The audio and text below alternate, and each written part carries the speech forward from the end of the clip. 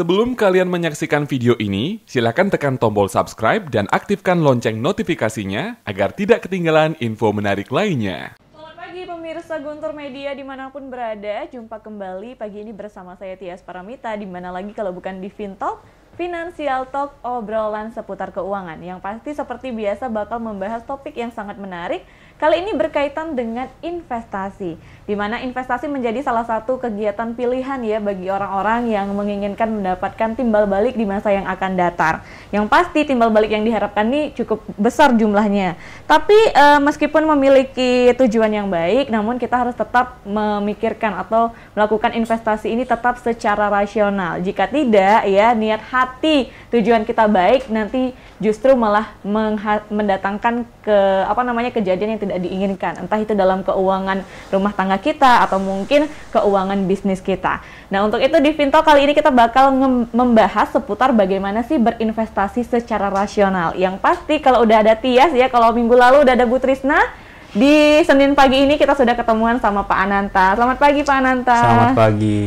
Oke, kabarnya masih sehat Pak? Sehat selalu. Apalagi ini bahasnya investasi Pak ya. Betul. Kayaknya menjadi salah satu topik yang disenangin banget sama narasumber pendengar kita ya yang ada di rumah ya. Iya betul. Apalagi di tengah pandemi ini kan banyak orang yang berlomba-lomba untuk berinvestasi gitu ya Pak ya. Betul. Nah mungkin boleh dijelaskan terlebih dahulu apa sih maksudnya sebenarnya berinvestasi perlu rasional juga. Definisi investasi secara rasional itu bagaimana sebenarnya? Ya, jadi terima kasih ya. Selamat pagi pemirsa.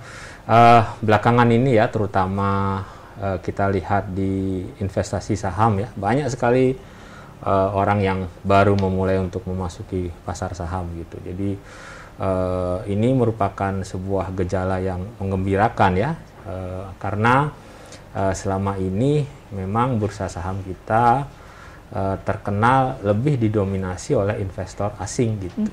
Nah, namun pada era pandemi ini dengan berbagai sebab, kemudian investor lokal kita bertambah banyak jumlahnya gitu. Jadi bahkan hampir mencapai setengah dari pelaku pasar di bursa. Jadi 45% gitu kalau kita lihat datanya. Nah, ini merupakan sebuah gejala yang menarik. Tapi juga menimbulkan beberapa hal yang cukup mengkhawatirkan begitu. Karena apa?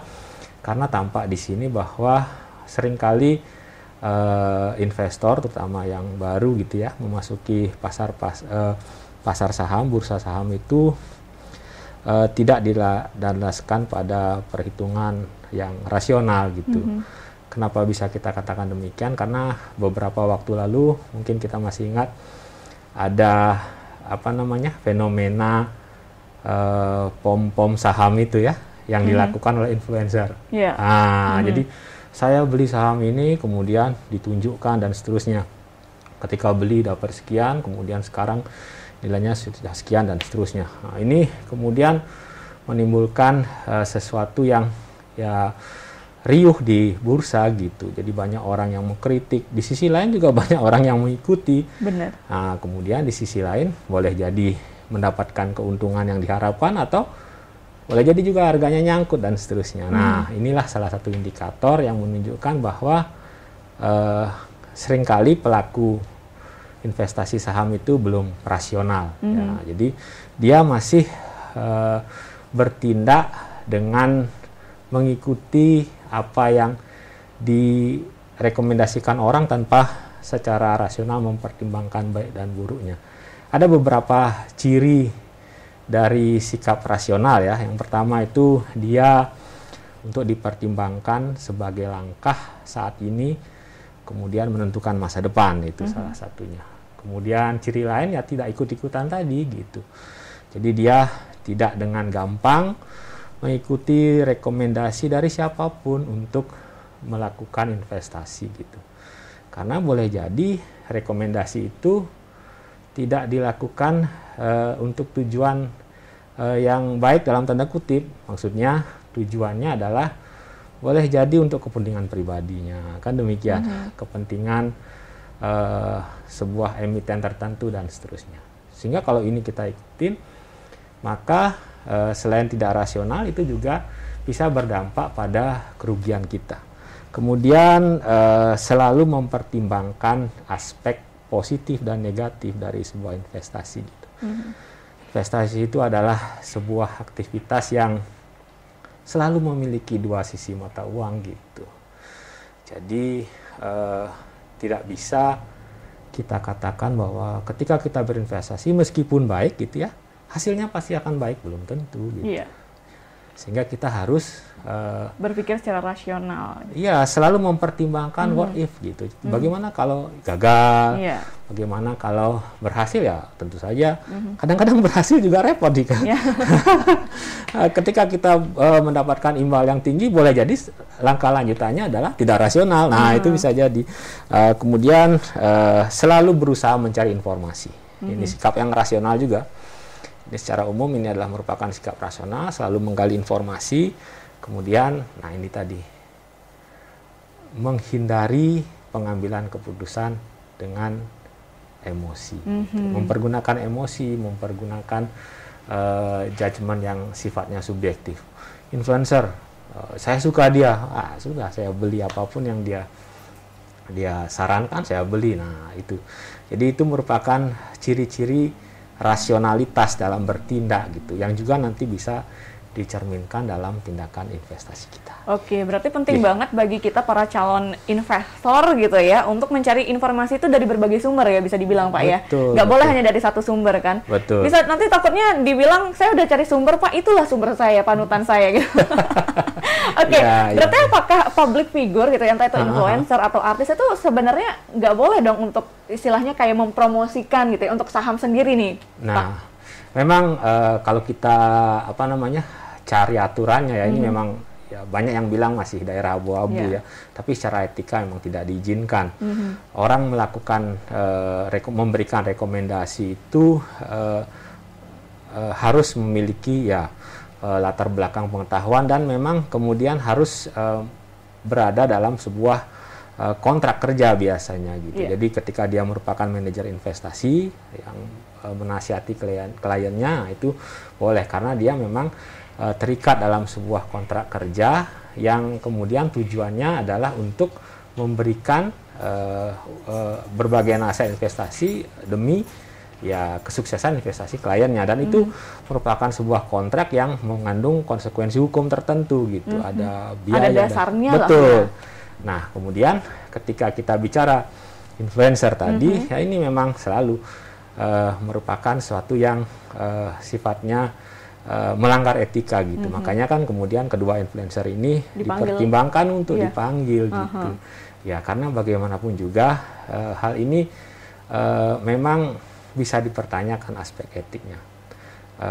Terus terang saja kalau ada hal-hal seperti, karena begini, harga pasar saham itu kan mencerminkan dari berbagai informasi sebenarnya. Termasuk salah satunya adalah greed, keserakahan dan ketakutan gitu intinya. Jadi ketika tidak hanya cerminan dari aspek fundamental laporan keuangan emiten, tapi juga menunjukkan seberapa excitingnya ya, seberapa tertariknya pasar akan saham, seberapa takutnya pasar akan saham tersebut sehingga dilepas gitu. Nah, inilah yang kemudian kalau dipengaruhi oleh influencer seperti ini, ya secara etika itu memang dilanggar gitu. Oke, berarti kalau emang nggak punya latar belakang, istilahnya dia emang orang yang kompeten di bidang itu, jangan asal percaya ya. Sama halnya kayak kita milih krim muka sebenarnya sih Pak, kalau investasi ya, banyak influencer yang promosiin tapi masih ada yang nggak BPOM ya kan. Jadi jangan sembarangan pemirsa, harus dipilah dan dipilih dengan baik gitu. Terus caranya biar kita bisa berinvestasi secara rasional, menggunakan logika tapi tetap tenang, itu tuh gimana Pak? Ya, jadi begini, yang pertama adalah kenapa dulu ya kita orang itu bisa tidak rasional kan? Coba kita cek dulu kenapa orang bisa tidak rasional gitu ya. Terutama belakangan ini saya amati gitu. Jadi saya melihat ada kecenderungan ini berangkat dari rasa antusiasme gitu. Jadi benar sekali ketika mungkin boleh jadi juga karena berbagai kemudahan ya dalam bertransaksi saham. Kemudian orang banyak tinggal di rumah ya, boleh jadi kemudian juga berbagai bisnis di sektor real itu ya bisa dikatakan stagnan atau bahkan terkontraksi, maka kemudian orang mencari peluang untuk melakukan bisnis di bidang yang lain gitu. Nah, saham ini adalah peluang yang menarik terus terang saja.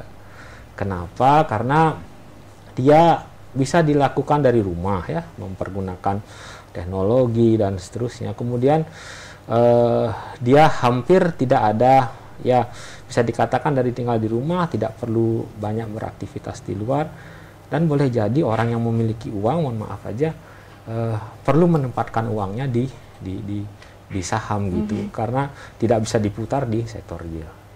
Nah, problemnya kemudian hal ini menimbulkan antusiasme yang berlebihan kadang-kadang dari investor, terutama yang pemula gitu ya. Jadi mereka menganggap bahwa saham ini adalah sebuah ya tiket untuk menjadi cepat kaya gitu. Jadi ya saya beli 1.000 jual 1.500 besoknya 2 hari lagi gitu. Ya sehingga antusiasme yang berlebihan ini membuat orang kadang-kadang ya meninggalkan rasionalitasnya. Gitu. Istilahnya apa sih, panik buying ya? Apa sih kalau kayak waktu awal pandemi itu kan banyak orang juga borong-borong kan kalau bahan makanan pokok, ini borong-borong saham mungkin ya. Jadi ada istilahnya FOMO gitu ya. Fear of missing out itu ya. Jadi kalau ada orang yang beli ikutan. Iya, kita takut kalau nggak beli gitu. Nah, padahal kita nggak tahu persis gitu. Nah, itu antusiasme yang seperti itu. Jadi ya berdasarkan pengalaman saya yang tidak terlalu panjang juga ya, memang berinvestasi saham itu bukanlah resep untuk kaya secara cepat gitu. Perlu usaha yang sangat sabar dan sangat disiplin gitu untuk bisa ya meraih tujuan investasi kita. Jadi tidak bisa kemudian seperti ya sulap gitu ya. Iya, kayak membalikan telapak tangan gitu ya, kayak Deddy Corbuzier ya. Itu dia. Nah, disitulah kemudian antusiasme yang berlebihan itu seringkali membuat orang menjadi tidak rasional. Jadi dia lupa bahwa investasi saham itu sangat kompleks gitu. Jadi kita tidak hanya bicara soal aspek fundamental, tapi juga aspek teknikal, dan kadang-kadang hal-hal yang terkait dengan politik, ekonomi, dan seterusnya. Dan kesabaran itu sangat diperlukan gitu. Jangan sampai nanti kemudian kita hilang kendali kemudian melakukan itu. Nah, jadi itu yang penting. Antusiasme yang berlebihan meskipun bagus ya. Sehingga kan orang sering bilang no risk no return gitu ya. Jadi orang tanpa mengambil resiko tidak akan mungkin mendapatkan return yang tinggi. Benar.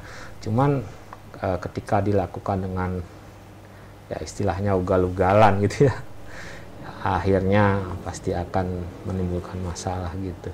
Oke, jadi penting banget harus hati-hati. Nah, tadi penting banget dapat disinggung sama Pak Ananta kalau orang sekarang tuh banyak banget pengen cepat kaya dengan dalih berinvestasi. Betul. Tapi karena hal itu kan sekarang tuh akhir-akhir ini Tias lihat di berita tuh banyak banget investasi bodong, Pak. Betul. Nah, itu gimana tuh, Pak? Nah, itu juga ini ya merupakan dimensi lain dari antusiasme orang berinvestasi.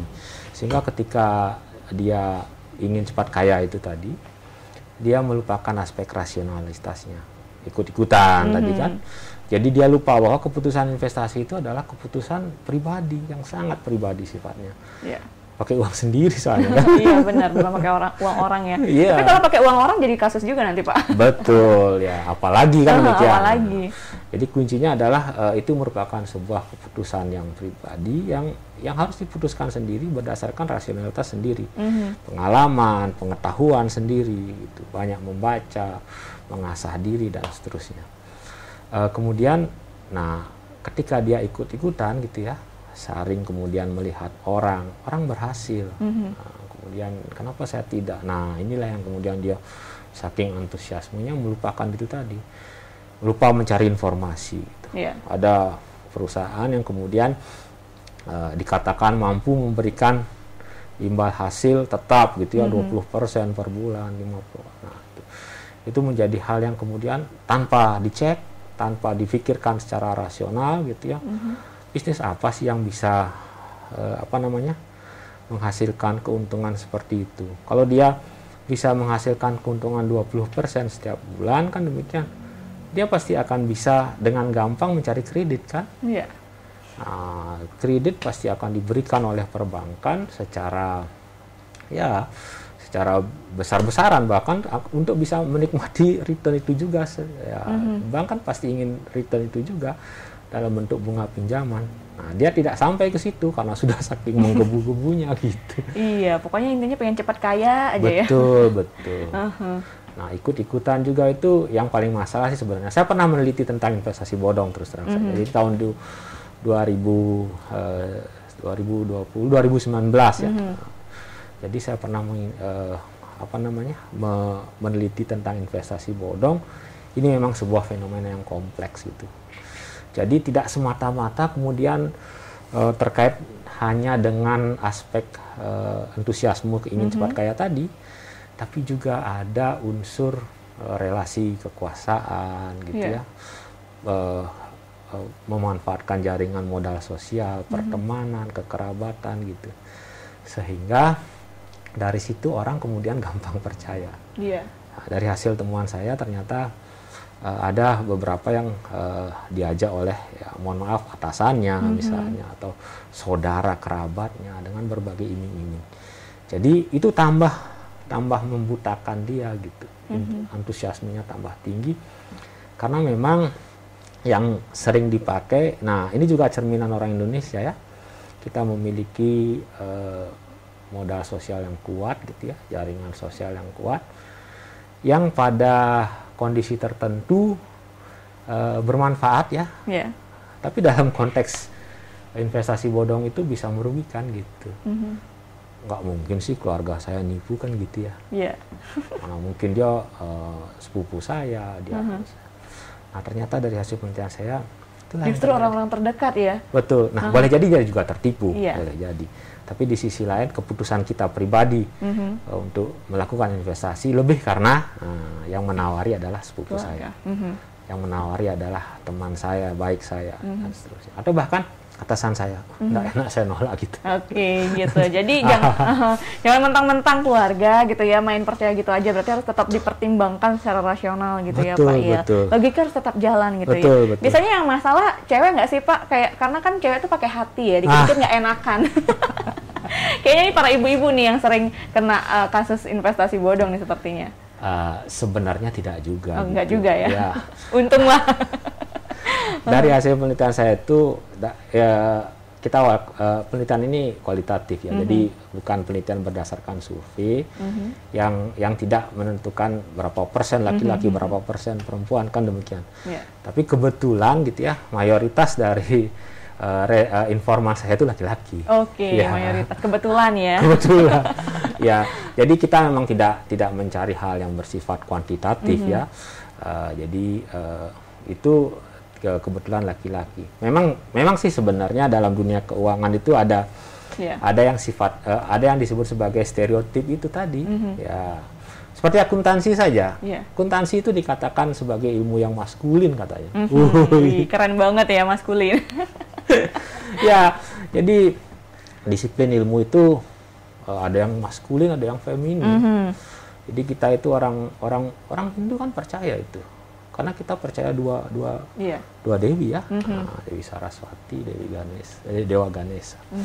Itu mencerminkan disiplin ilmu yang maskulin dan feminin. Jadi katanya akuntansi itu adalah disiplin ilmu yang maskulin gitu ya. Karena seperti yang Tias katakan tadi, akuntansi itu objektif kan gitu ya, rasional gitu ya. Dan konon kabarnya perempuan tidak mewakili sifat-sifat itu konon Iya. kabarnya. Katanya, gitu. karena emang itu Betul. dikit-dikit pakai hati Nah. loh Anita, baperan orangnya soalnya. Oke, nah dari tadi kan kita ngomongin investasi saham gitu ya Betul, Pak ya. betul, Nah, Tias mau nanya lagi sedikit nih tentang investasi saham ini. Kalau kita mau investasi saham itu kan bisa lewat reksadana ya Pak ya, kalau nggak Iya. salah. Nah ada Tias dapat baca berita juga, lihat juga di TV kalau ada sekarang itu ngetren juga banyak influencer yang seperti dirinya itu orang yang bisa membantu menyarankan investasi di mana-mana gitu. Jadi kayak dia jadi pihak reksadananya menyalurkan uang-uang dari nasabahnya, bisa dibilang kayak gitulah. Itu gimana itu Pak? Iya.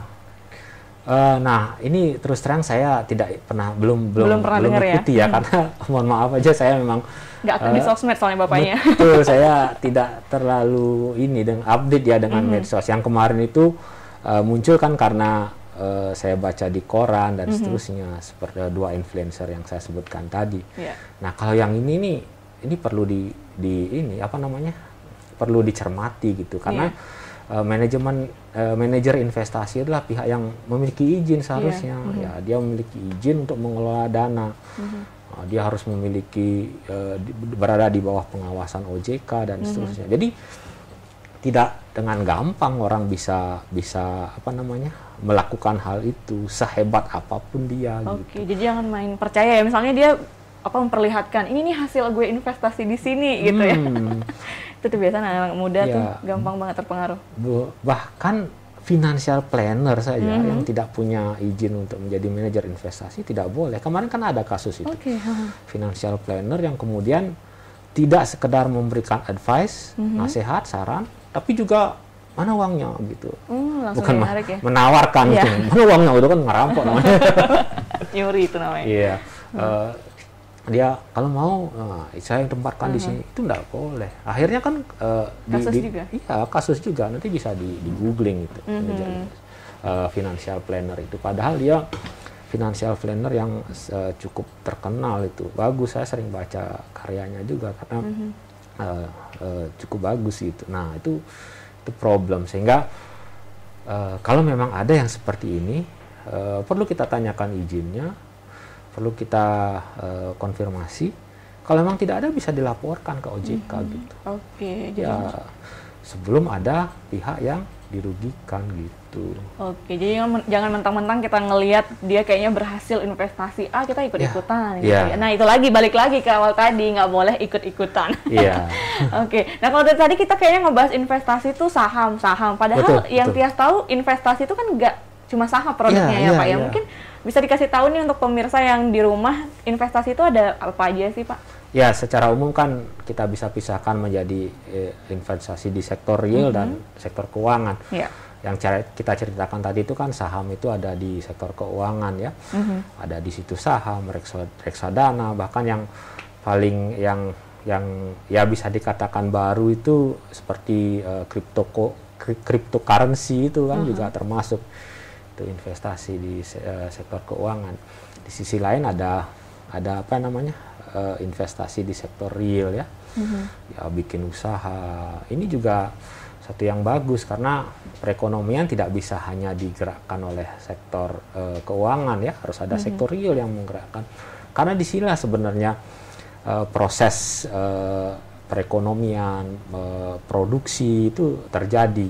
Dia juga bisa membuka lapangan kerja yang banyak. Sudah sering kita bahas kemarin, ada berbagai wirausahawan yang pernah kita undang ya. Ada yang bahkan yang bergelut di sektor ekonomi yang jarang kita amati. Seperti kemarin kita kan pernah bicara tentang ekonomi sirkular ya. Nah, itu merupakan investasi di sektor real juga gitu. Nah, sama saja prinsipnya, sektor keuangan, sektor real, kita harus rasional juga gitu. Tidak boleh kembali tadi ikut-ikutan. Baru ada yang buka, kita buka dan seterusnya. Nah, tetap saja resep-resepnya itu tadi mempertimbangkan masa lalu untuk merencanakan masa depan, kemudian mencari banyak informasi, kemudian tidak ikut-ikutan, kemudian menghilangkan emosi tadi. Nah, kemudian juga yang sangat penting adalah dana investasi ini. Iya, benar. Jangan sampai kita niat hati berinvestasi justru lebih ya, maksudnya tidak sesuai dengan kantong kita sendiri. Betul. Saya selalu tekankan adalah investasi itu terakhir. Terakhir itu. Jadi kita sudah bicarakan bahwa pendapatan itu pertama alokasikan untuk konsumsi, kemudian tabungan.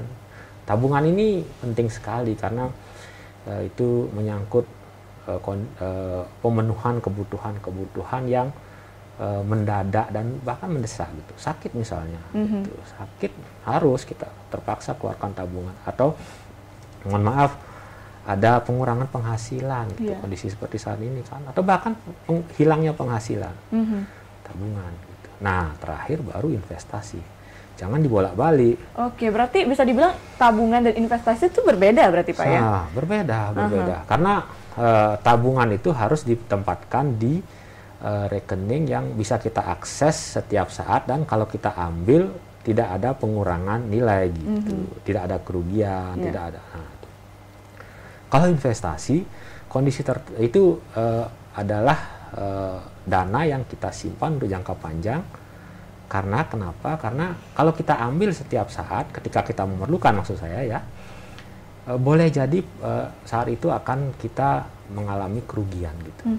Seperti saham misalnya saya sampaikan tadi. Ada kondisi ketika saham turun gitu ya, nilai pasar saham kita turun. Meskipun sebenarnya nilai saham kita tetap gitu ya, tapi nilai pasarnya yang turun.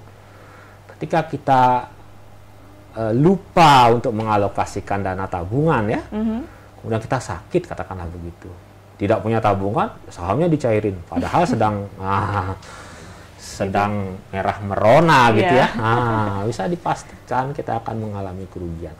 Karena dalam saham rugi itu belum terrealisasi, penurunan harga rugi tapi belum terrealisasi, terrealisasi ketika kita jual. Bisa dibayangkan kalau kita perlu uang mendadak gitu ya, tidak ada tabungan, ya kita jual saham kita, ya terpaksa rugi itu kita realisasi. Misalnya nilai sahamnya 30 juta, tapi harganya 28 juta, itu kan ada rugi 2 juta. Itu tidak akan menjadi rugi terrealisasi kalau kita tidak jual. Tapi masalahnya kita perlu uang nih, sakit kan gitu. Paksa kita jual dengan harga 28 juta, ya 2 jutanya rugi. Berarti itu ya dua hal yang berbeda. Soalnya Tias pernah nih teman Tias tanya, kamu ikut investasi nggak? Punya aku investasi tabungan. Berarti itu dua hal yang berbeda ya. Bisa dibilang kalau investasi itu tabungan jangka panjang lah, bisa dibilang seperti itu ya. Tapi tidak bisa ditarik setiap saat. Dengan returnnya yang jauh lebih tinggi, pasti itu. Seperti bisnis, kita punya bisnis berinvestasi bikin warung gitu. Kalau kita perlu uang, bisa dibayangkan, warung itu dijual, rugi nggak? Pasti rugi. Pasti rugi. Seperti itu. Menarik sekali ya. Jadi ini juga bermanfaat banget untuk pemirsa yang mungkin tertarik nih di tengah pandemi Pak ya, ikut-ikutan investasi gitu. Harus tetap secara rasional, tetap nongkrong di sini. Kalau mungkin mau tanya-tanya tips atau mungkin mau sharing pengalaman bisa juga gitu ya Pak ya, menambah informasi untuk kita. Nanti bisa bergabung di 23455, tapi nanti ya kita bakal balik setelah beberapa iklan yang mau lewat berikut ini.